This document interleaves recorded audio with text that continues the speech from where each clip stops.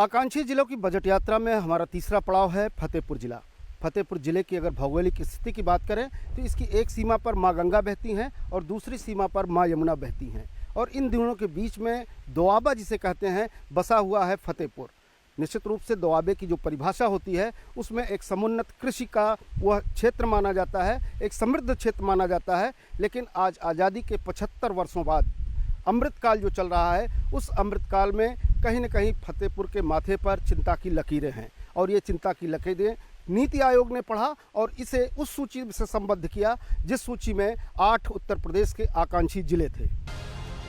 आकांक्षी जिलों की बजट यात्रा में हम पहुंचे फतेहपुर। गंगा और यमुना की गोद में बसा यह जिला प्रचुर प्राकृतिक संसाधनों के बाद भी पिछड़ेपन का शिकार है। नीति आयोग ने भी विभिन्न मानकों पर इसके पिछड़ेपन को स्वीकार करते हुए फतेहपुर को आकांक्षी जिलों की सूची में डाला। 75 सालों की आज़ादी की यात्रा में पीछे रह गए इस जिले में स्वास्थ्य, शिक्षा, पेयजल सहित विभिन्न मूलभूत सुविधाओं के विकास पर जोर दिया गया। स्वास्थ्य सुविधाओं में सामुदायिक स्वास्थ्य केंद्रों में डायलिसिस यूनिट, शिशुओं के लिए MNCU ward, CT scan, blood bank, digital x-ray, oxygen plant की सुविधाएं विकसित की गई। 2 करोड़ से अधिक लागत से सरदार वल्लभ भाई पटेल प्रेक्षागृह का पुनर्निर्माण किया गया। लगभग 4 करोड़ की लागत से कस्तूरबा गांधी आवासीय बालिका विद्यालयों का कायाकल्प किया गया। हाईटेक पुस्तकालय बनाया गया। अपनी बजट यात्रा में भौतिक सत्यापन के साथ साथ जनता ने क्या पाया और फतेहपुर के लोग क्या चाहते हैं, इसे जानने के लिए बजट चौपाल में रूबरू होते हैं सीधे फतेहपुर की जनता से।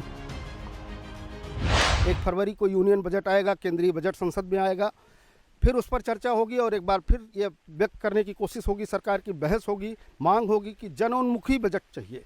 वो जनोन्मुखी बजट पिछले कई सालों से आया लेकिन फतेहपुर उसमें कहीं न कहीं अपने पिछड़ेपन के कारण ही जाना गया।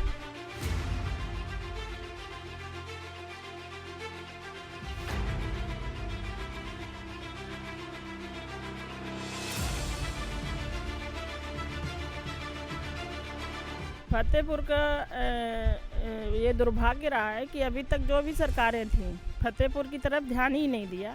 अब जाके कुछ इस पे नज़र आई है जो सरकारी समय वर्तमान में है उसमें अब फतेहपुर का विकास होना शुरू हुआ है और आशा करती हूँ कि शायद अच्छा विकास हो।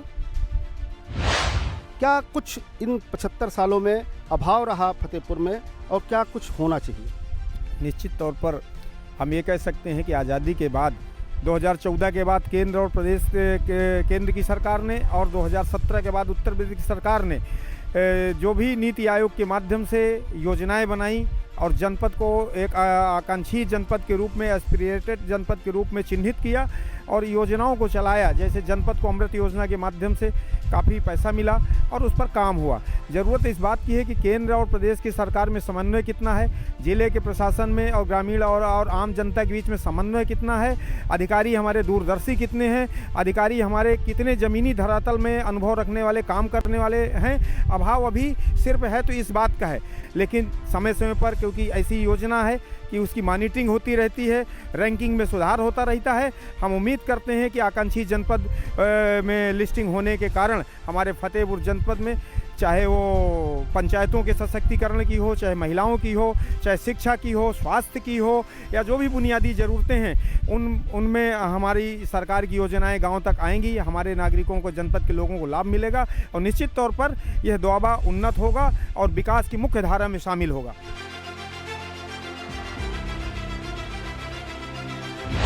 गंगा से सफ़ेद बालू निकलती है, यमुना से लाल बालू निकलती है और बहुत सारी यहाँ खदानें हैं जहाँ से बालू निकल करके जब शहरों में जाती है, बड़ी जगहों पर जाती है तो अट्टालिकाएं बनती हैं, मुस्कुराती हैं। लेकिन जहाँ से ये बालू खोद करके निकाली जाती है वह क्षेत्र अभी भी कहीं न कहीं अपने लिए प्रत्याशा में बैठा हुआ है कि उसके लिए दवाई होगी, पढ़ाई होगी, अनेक सारी चीज़ें होंगी।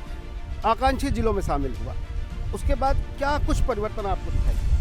जी, खदानों को लेकर अभी आपने चर्चा की। इस जनपद में खनिज का भंडार है और गंगा यमुना के बीच का ये ज़िला है फतेहपुर। यमुना में आज के समय में भी 7-8 खदानें चल रही हैं। सरकार को यहाँ से करोड़ों अरबों रुपए जाता है। तो मुझे लग रहा है सरकार को सबसे पहले उन क्षेत्रों का विकास जरूर करना चाहिए जो गंगा और यमुना से जुड़े हुए कटरी के क्षेत्र हैं। तो आकांक्षी जनपद में अगर सरकार ने इसको ध्यान दिया है तो मुझे लग रहा है एक बेहतर परिवर्तन अगर हो तभी संभव है कि कुछ फतेहपुर के लिए बेहतर हो सकता है। ये परिवर्तन कहीं किसी क्षेत्र में आपको दिखाई देता है कि जब से ये आकांक्षी जिले में शामिल हुआ, कोई चीज़ पढ़ाई में, स्वास्थ्य में कहीं दिखाई देता है? नहीं, फतेहपुर में जैसा कि भी कुछ लोगों ने चर्चा में कहा कि 75 साल के बाद बहुत कुछ नहीं हुआ, लेकिन जब से मोदी जी की सरकार आई केंद्र में और उत्तर प्रदेश में योगी जी ने, तो किसी विकास के लिए सबसे पहली पृष्ठभूमि ये होती है कि अपराध मुक्त समाज बने। आज उत्तर प्रदेश की स्थिति ये है कि अपराध मुक्त समाज बनता जा रहा है। पहले लोग भय मुक्त की बात जरूर करते रहे, लेकिन समाज भय मुक्त नहीं हुआ है। जब सामाजिक पृष्ठभूमि में सुरक्षा की भावना मजबूत हो जाती है तो विकास की गति बढ़ने लगती है। हम देख रहे हैं कि काफ़ी कुछ जो है 4-5 सालों में बड़ा परिवर्तन दिखाई पड़ा। कुछ उदाहरण भी बताइए ऐसे काफ़ी। सैनिटेशन के क्षेत्र में जैसे खुले में शौच मुक्त का जो उनका अभियान चला है, केंद्र की जो योजना 2019 तक पूरी करने की बात थी, योगी जी ने हमने देखा कि उसको 19 के पहले ही पूरे उत्तर प्रदेश को शौच मुक्त कर दिया और फतेहपुर जनपद भी उसी श्रेणी में आता है। ODF के बाद ODF प्लस चल रहा अभियान, उसका भी अभियान अच्छा चल रहा है। सड़कों का काफ़ी जाल बिछ चुका है।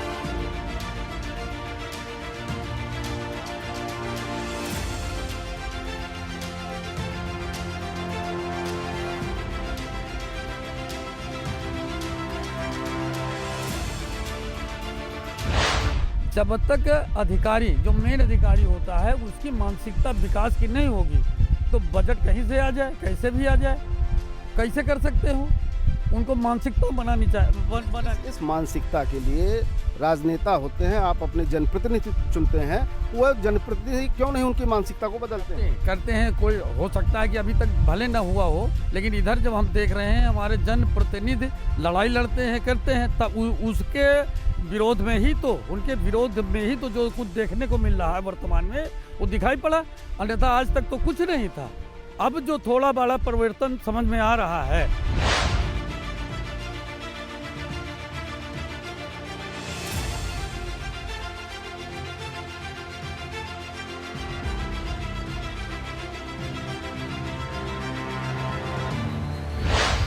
अन्यथा ये सनातन धर्म यहाँ कोई जानता था क्या कि सनातन धर्म क्या है? ये महर्षि भृगु की तपोस्थली है और स्थिति ये है।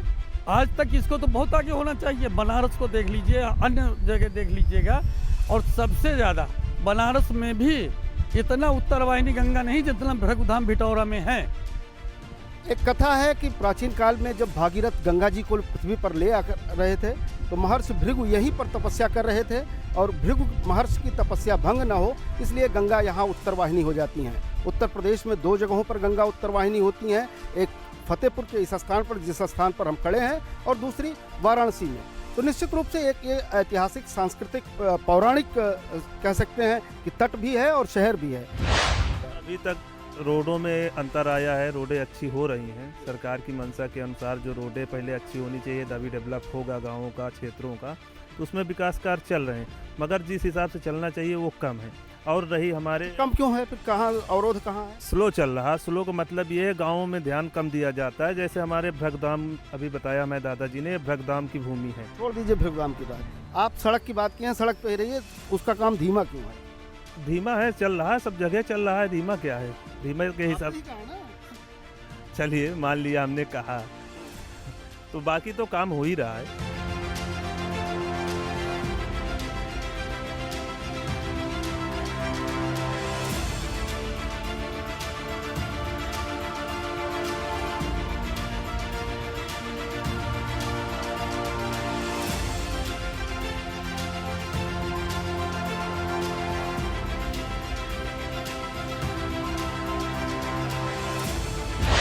राजनीतिक इच्छा शक्ति की कमी रही तभी फतेहपुर अति पिछड़ा जिला रहा। हमें सौभाग्य मिला कि हमने इस लोकसभा से सांसद चुनकर देश का प्रधानमंत्री भी दिया, लेकिन कहीं ना कहीं राजनेताओं की इच्छा शक्ति में कमी। जैसे हम लोग बात कर रहे थे मोरम के क्षेत्र पे, तो शायद किसी को जानकारी नहीं होगी कि पहले जो बजट यहाँ से जाता था 1 रुपया भी किसी भी जिले को नहीं मिलता था। यहाँ के जब विक्रम सिंह थे उन्होंने पत्र लिखा तो 2018 पे ये एक योगी जी ने नीति बनाई उत्तर प्रदेश सरकार ने कि जिस जिले से जो खनिज का रुपया आएगा 10% रुपये उसमें खर्चा होगा।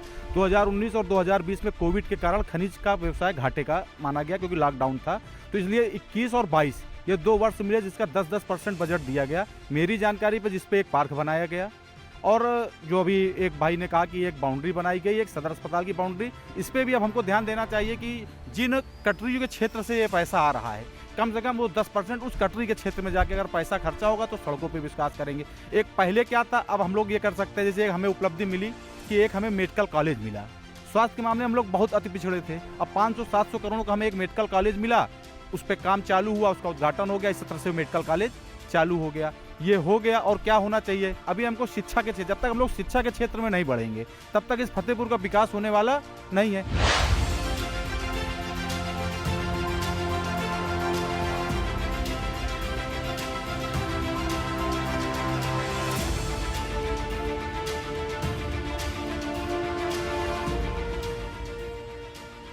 सबसे बड़ी चीज़ अगर कृषि के मामले में देखें, दोआबा का इतना उत्तम क्षेत्र होने के बावजूद अगर पिछले कुछ सालों से आप देखें तो फतेहपुर में मतलब हरित क्रांति के बाद प्रोडक्शन तो बढ़ा है, लेकिन अभी प्रोडक्टिविटी बढ़ाने की ज़रूरत है, उत्पादकता में वृद्धि की बहुत ज़रूरत है। उसके लिए जैसे फतेहपुर में किसानों को अच्छे किस्म के बीज, रासायनिक उर्वरक ज़्यादा होने की वजह से आज खेतों की जो उत्पादक क्षमता है वो घट रही है। कृषि के क्षेत्र में आपने कहा कि बड़ा सारा सुधार हुआ है, बहुत सारा चीज़ें परिवर्तित हो रही हैं, तो एग्रीकल्चर के लिए अभी भाई का कहना है कि अच्छे बीज और अच्छी चीज़ें जो है अभी भी किसानों से दूर है। नहीं, अगर 2 दशक का यदि उसकी तुलना की जाए तो पहले से काफ़ी कुछ संसाधन उपलब्ध उत्तर प्रदेश सरकार ने कराया है, और विशेषकर इस सरकार ने तो बहुत सब्सिडी के ऐसे संयंत्र देने का प्रयास किया है जिसके उपयोग में आवे और अधिक से अधिक जो है उसका पैदावार बढ़ा करके लाभार्जन प्राप्त करें। कुछ कमी हो सकती है लेकिन अब धीरे धीरे सुधार की गति बढ़ रही है। नहीं, आप पत्रकार हैं, आपको ज़्यादा जानकारी होगी।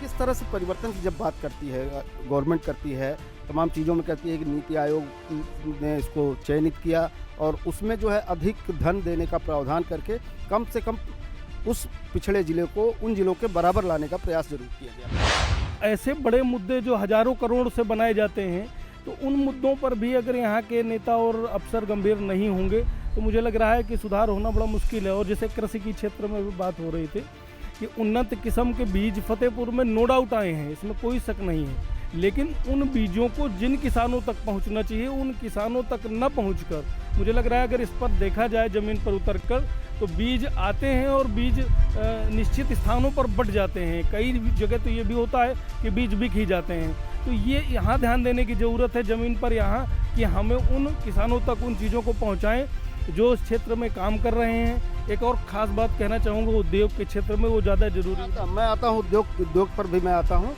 लेकिन बात जो यहाँ पर निकल करके सामने आ रही है, हमारे साथ जो भी प्रबुद्धजन फतेहपुर के बैठे हुए हैं उनका साफ तौर पर कहना है कि सरकार की नीयत ठीक है लेकिन नियोजन ठीक नहीं है, क्योंकि सरकार जो अमली जामा पहनाना चाहती है, जो उसका टूल है, जो उसका माध्यम है, जो कर्मचारी हैं वो उस तरह से काम नहीं कर रहे हैं जिससे कि जो है लोगों को सीधा लाभ मिल सके। लेते हैं एक ब्रेक के बाद हमारी ये चर्चा जारी रहेगी।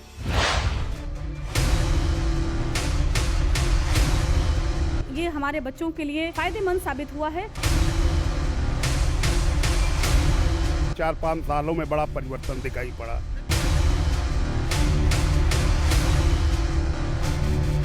तमाम सारी ज़रूरतों को पूरा करने के लिए इसे उन 8 जिलों में शामिल किया गया जो आकांक्षी जिले थे। शिक्षित फतेहपुर होगा तो विकसित तो अपने आप हो जाएगा। आकांक्षी जनपद में अगर सरकार ने इसको ध्यान दिया है तो मुझे लग रहा है कुछ फतेहपुर के लिए बेहतर हो सकता है। ब्रेक के बाद आपका स्वागत है। ये चौपाल हमारी जहां पर बजट यात्रा में फतेहपुर को लेकर के चर्चा हो रही है। ये चर्चा हमारी फिर एक बार जारी है, लेकिन हमारा ये ओपन सत्र होगा, खुला सत्र होगा। इसमें हमारे सवाल नहीं होंगे बल्कि लोगों के मन में जो होगा वो हम जानने की कोशिश करेंगे। यहाँ से मुश्किल से हमको लगता है 10-12 किलोमीटर अगर एक ब्रिज बन जाए, उसके लिए बहुत पहले से बात भी हो रही है और लोग यहाँ का सर्वे भी हो चुका है। अगर वो पुल बन जाता है तो विकास की एक नई राह जो यहाँ से फतेहपुर को उन्नाव से जोड़ेगी और फतेहपुर को सीधे उन्नाव होते हुए लखनऊ से जोड़ देगी, तो शायद जो कमियां रह गई हैं फतेहपुर के विकास में वो दूर हो सके। फतेहपुर का विकास जो नहीं हो पाया उसका ये कारण था, मूल कारण कि यहाँ का प्रतिनिधि जो आए वो सही नहीं रहा। अब प्रतिनिधि जो मिले हैं, अगर उनसे कुछ कहा जाता है तो वो इस चीज़ को गौर करते हैं, सोचते हैं और वो काम शुरू होता है। फतेहपुर की जैसे सीवर लाइन थी, शुरुआत में इसका बजट 27 करोड़ रुपया आया था, लेकिन अगर यही सीवर लाइन उस समय बन जाती तो कम पैसे में तैयार हो जाती। अब वही बजट 237-35 करोड़ का आया है। अब धीरे धीरे विकास शुरू हुआ है, जब से भाजपा की सरकार आई है तब से विकास कुछ शुरू हुआ है और देखने को मिल रहा है।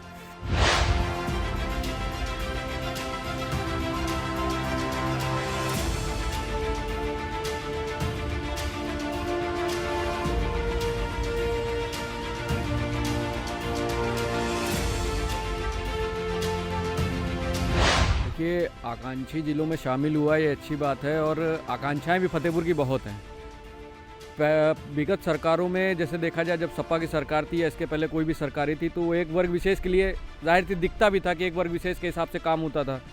जब से मोदी योगी आए तो एक दूरदर्शिता आई, लेकिन जो धरातल पे जो काम हुआ वो अभी कम स्तर पे है। मतलब एक बड़ा स्तर दिखना चाहिए, बड़ा स्वरूप दिखना चाहिए, वो नहीं दिखा।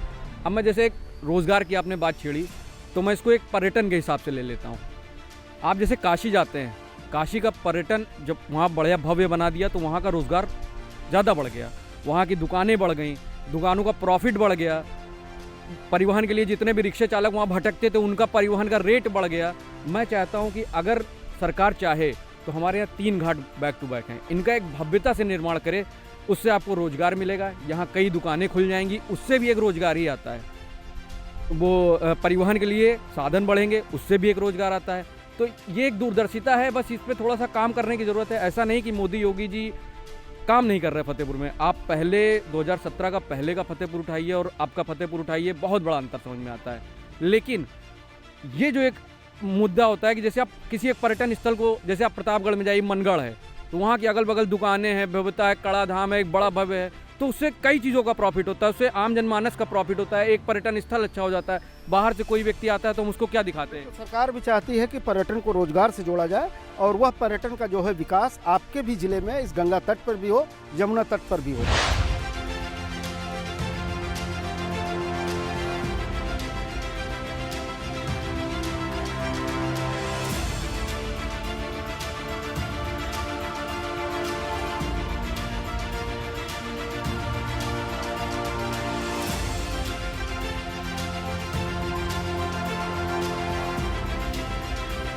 आकांक्षी जिलों में शामिल हुआ जब फतेहपुर जिला, तो लोगों ने बड़ी प्रसन्नता व्यक्त की।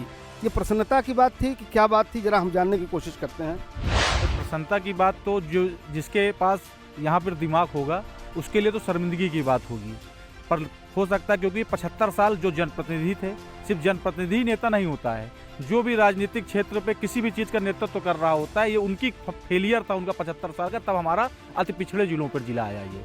लेकिन ये मोदी जी की दूरदर्शिता थी कि उन्होंने पूरे देश के अंदर कल्पना की कि और एक ऐसे 120 जिले निकाले। हमारा दुर्भाग्य था और यह मोदी जी को मैं धन्यवाद दूंगा कि उनकी नज़र इस फतेहपुर जिले की ओर पड़ी। तो नीति आयोग ने द्वारा, जैसे अपने फतेहपुर में नीति आयोग ने इधर 2 साल में बहुत अच्छे काम किए, हर ब्लॉक में बड़े अच्छे क्या किए वो बताते। ब्लॉकों पर जैसे उन्होंने अमृत सरोवर के नाम पर नीति आयोग ने सीधे दिल्ली से फंड देकर तालाबों की खुदाई कराई।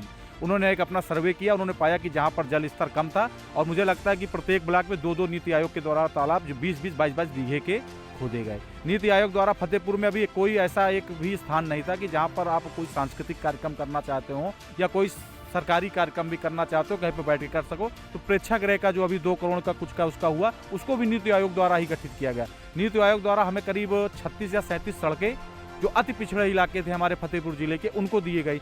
आपको जानकर विश्वास नहीं होगा कि डायलिसिस के लिए हम लोगों को कानपुर जाना पड़ता था।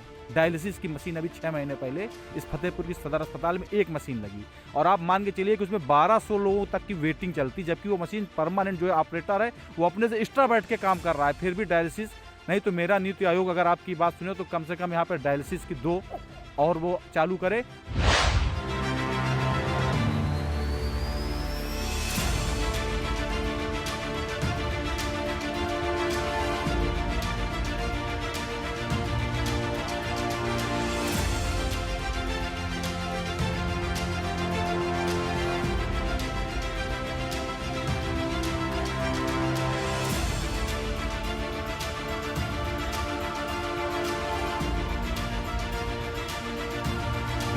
प्रशासनिक मशीनरी को और कसे जाने की ज़रूरत है।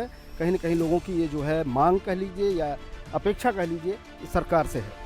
निश्चित तौर पर चाहे केंद्र की हो चाहे प्रदेश की हो, सरकार इस ज़िले को विकास करने के लिए कोई कसर नहीं छोड़ रही, लेकिन जो जनपद का प्रशासन है वो हमारी जनता से समन्वय और ज़िले के प्रशासन का समन्वय स्थापित नहीं हो पा रहा। चाहे वो प्रचार प्रसार का अभाव हो, चाहे भ्रष्टाचार भी एक उसमें कारण है प्रशासनिक स्तर पर जो व्याप्त है, अधिकारियों की खाऊ कमाऊ नीति, जिसके कारण योजनाएं धरातल पर नहीं पहुंच पा रही हैं और वो कहीं ना कहीं एन केन प्रकार यदि हमारे जनप्रतिनिधि उस पर उंगली उठाते हैं, उस पर जांच कराते हैं, तो भी वो लोग अपनी कुछ हुनरबाजी दिखा करके वो लोग बच निकलते हैं। नीति आयोग को आपके इस कार्यक्रम के माध्यम से मैं निवेदन करना चाहूँगा, अपनी बात पहुँचाना चाहूँगा कि ऐसी जो भी योजनाएं हों उनमें अधिकारियों की जवाबदेही तय हो और यदि जवाबदेही नियत समय पर नियत कार्य को पूरा नहीं कर रहे हैं तो उन्हें पनिशमेंट भी देना सुनिश्चित करें, ताकि वो लोग ईमानदारी से सरकार की योजनाओं को जनता तक पहुँचावें और जल्दी से जल्दी हमारा जनपद इस आकांक्षी जनपद की श्रेणी से बाहर निकले और यहाँ शिक्षा, स्वास्थ्य, बुनियादी ज़रूरतों से हम लोग सब परिपूर्ण हों।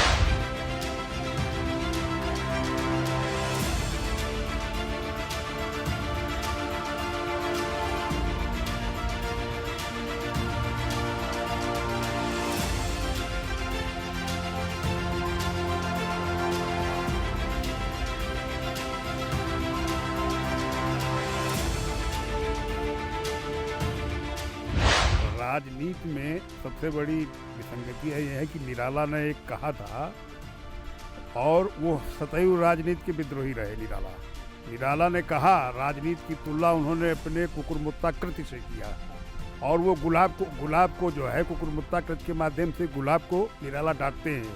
अबे सुनबे गुलाब, भूल मत खुशबू रंगो आप, खून चूसा खाद का तूने अशिष्ट और डाल पर इतरा रहा कैपिस्ट लिस्ट। तो आज के परिवेश में राजनीति की स्थिति ये जीतने तक तो आपके पास पहुंचेंगे, लेकिन जीतने के बाद ये नहीं समझते हैं कि हमारा जो प्रादुर्भाव है, जो हम यानी जो पानी धर्मिता मतदाता है, उससे हम जनित होकर के आए हैं।